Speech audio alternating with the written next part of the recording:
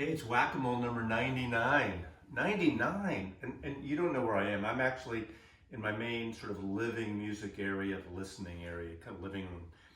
And the reason I'm here for 99, it's not quite as special as Whack-A-Mole number 100, but this is by request. I've gotten a handful of requests, and I wasn't sure how to do this, doing a Whack-A-Mole box set edition. Now, I have a lot of box sets downstairs, my Beatles, my Dylan, my Grateful Dead, and a few jazz, and a few random are downstairs.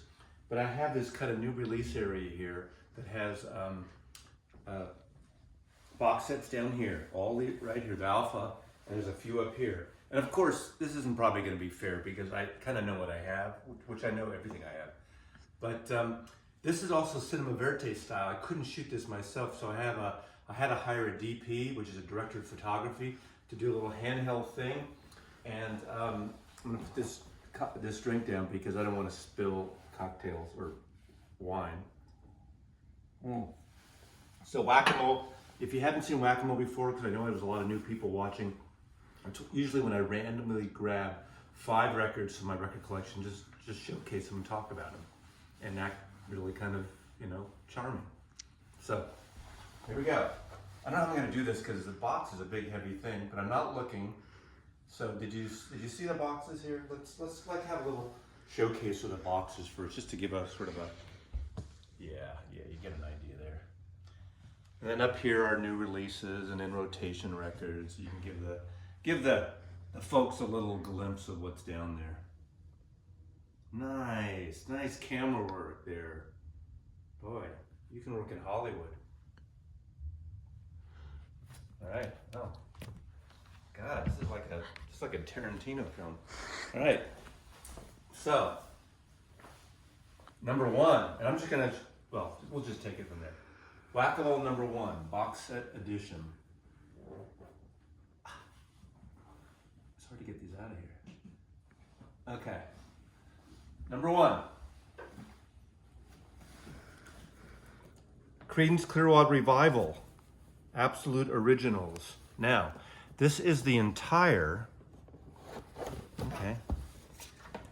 Now these are good. This is audiophile Creedence. This is the Acoustic Sounds edition of the entire Creedence Clearwater. So these are, whoa, I better be careful here. So these are the Holy albums, let's see. I'm not gonna go through every single album.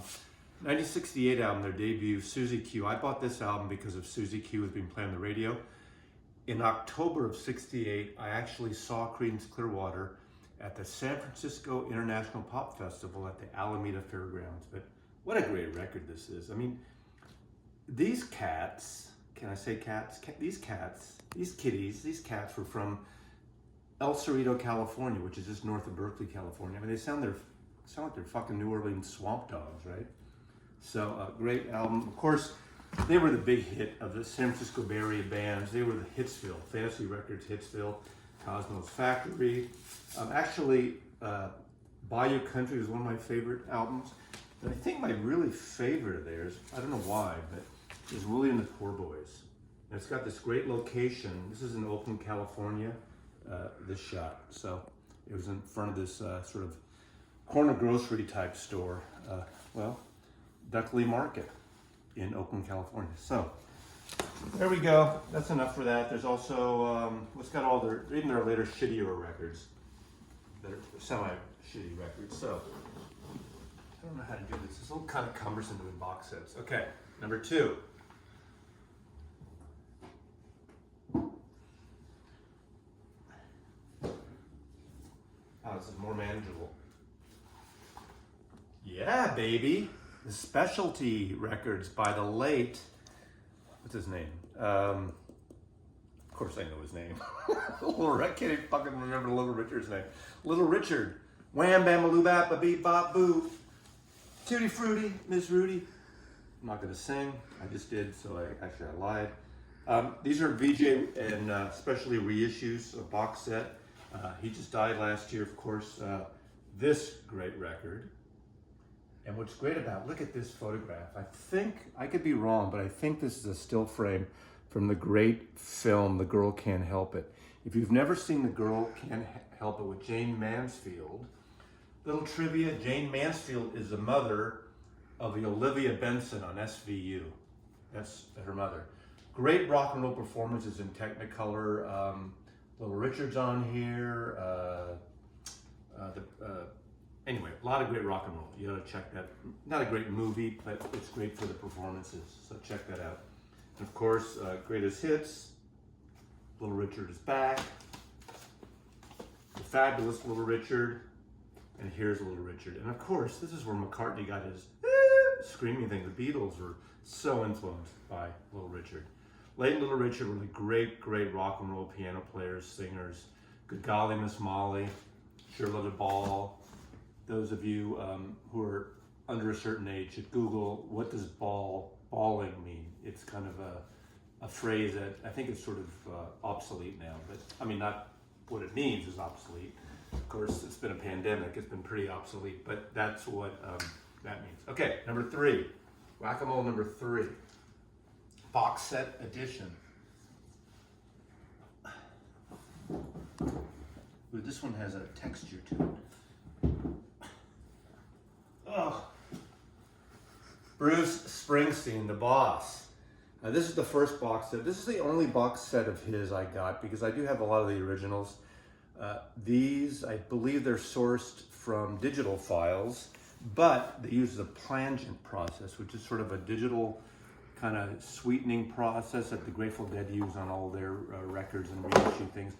And they're actually really good. And I'll tell you, Springsteen records didn't sound great to begin with. They were not like great fidelity sounds. I don't know, they were sort of squashed.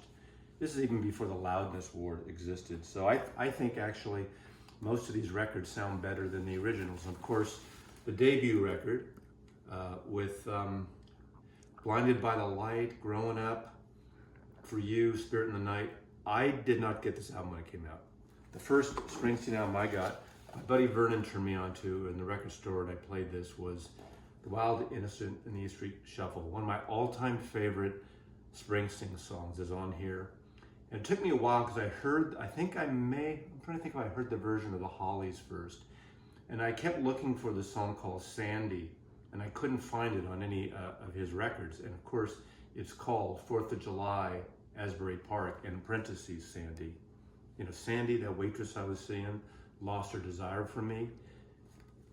She said she'd set herself on fire for me tonight. I know I screwed up the lyrics there, but what a beautiful, beautiful song. And of course, the elongated piano bits on this with Rosalita, New York City Serenade, just great, fabulous record. And of course, this is a big one. This would be my favorite album of Bruce's, 1975. This is one that just exploded everywhere, Time and Newsweek covers. I first saw him at Oakland Paramount Theater and then Berkeley Community Theater. I saw 3 shows during this tour in the fall. I think Halloween maybe, 75. But of course, I mean, how can you not love this song? 10th Avenue Freeze Out, Thunder Road, maybe one of his best songs ever too, from my opinion. Jungle Land, Backstreets, there you go, Bruce Springsteen. I won't go through every record. Love this record, 1978. Of course, the big hit, double album, was his 1980, The River. His Intimate album, Nebraska, beautiful, beautiful record. And of course, the one that everyone went wild about, and it probably, the connection, what is the connection between Bruce Springsteen and the TV comedy show Friends? Do you know that? Do you know that, DP? Well, what's that hit on this, the first hit on this record with the synthesizer, Dancing in the Dark, when he's playing it live and the girl gets up with the short black hair in the video and dances.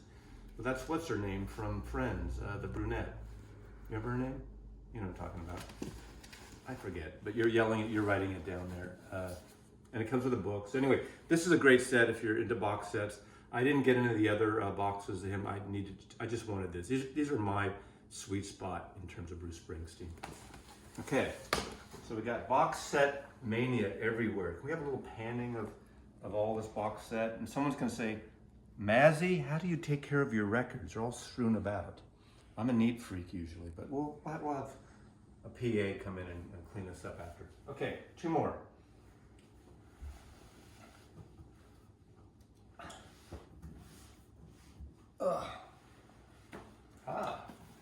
From the great Pacific Northwest, the Riot Girl. Was it the Riot Girl movement? Yeah, you're shaking your head. I thought it was Sleater-Kinney.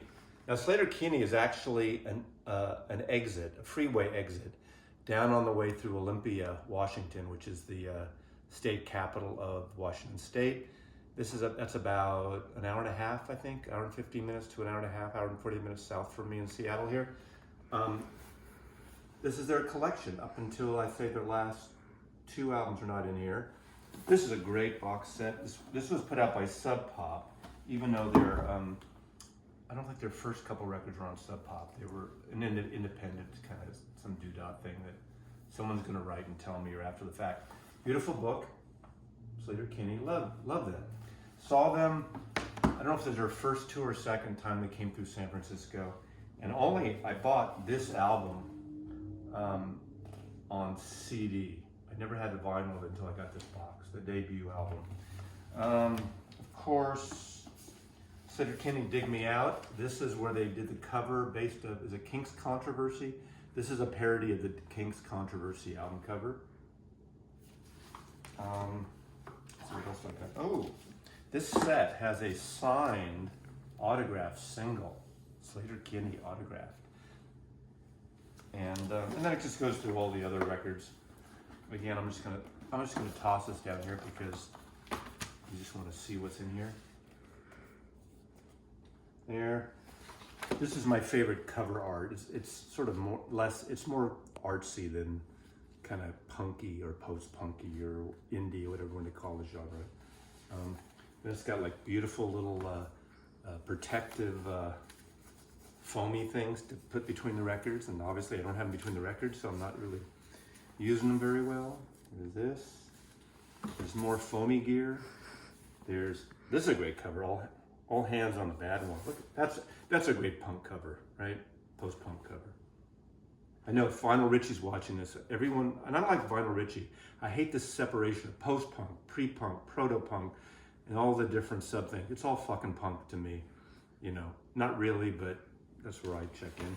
And then, of course, Sleater-Kinney. This self-titled, One Beat. So I don't know the names of their records by heart, and I don't know the songs to read them off.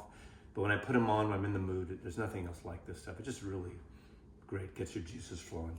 Okay, the last box set, Whack-A-Mole.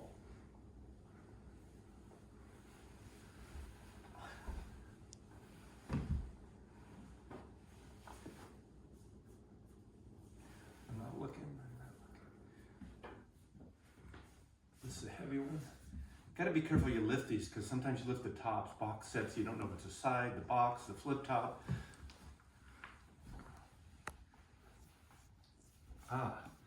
Another Analog Productions. This is the lovely daughter of Ravi Shankar, Norah Jones.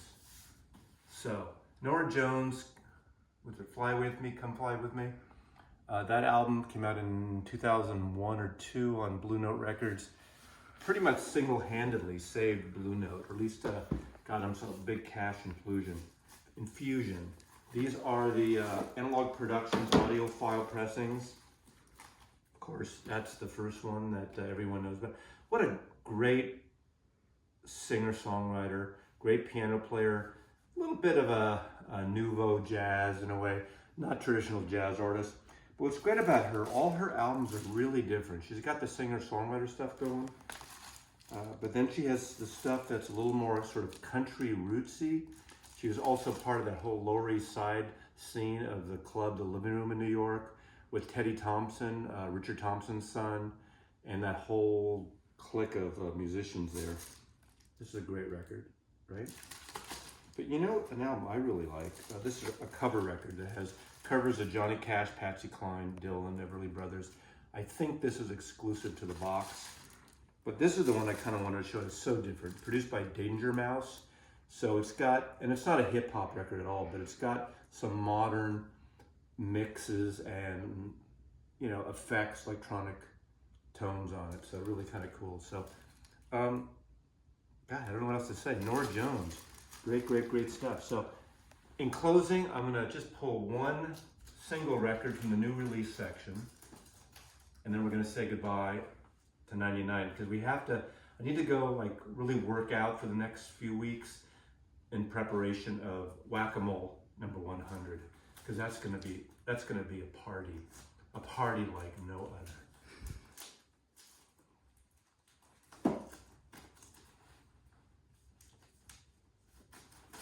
Come on, just do a fucking full record.